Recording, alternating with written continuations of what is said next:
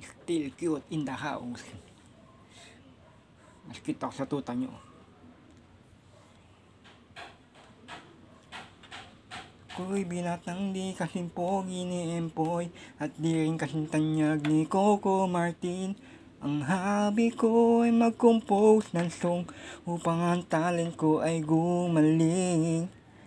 Ako'y di sikat na songwriter at wala ni isang mang follower. 5,000 ang friend ko sa Facebook, ngun sa mga tao ay di pumapatok. Wow, wag nyo naman akong tawaging gwapo, matagal na akong cute. Baka tamaan ng kidlat ako, ang balat ko ay kayo manggi ito.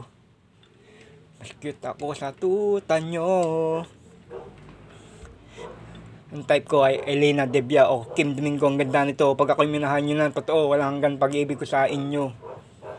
Wag nyo naman akong tawaging gwapo at baka tamaan ng kidlat ako.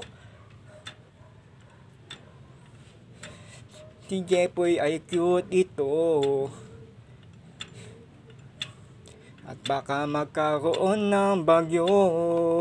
Break it down.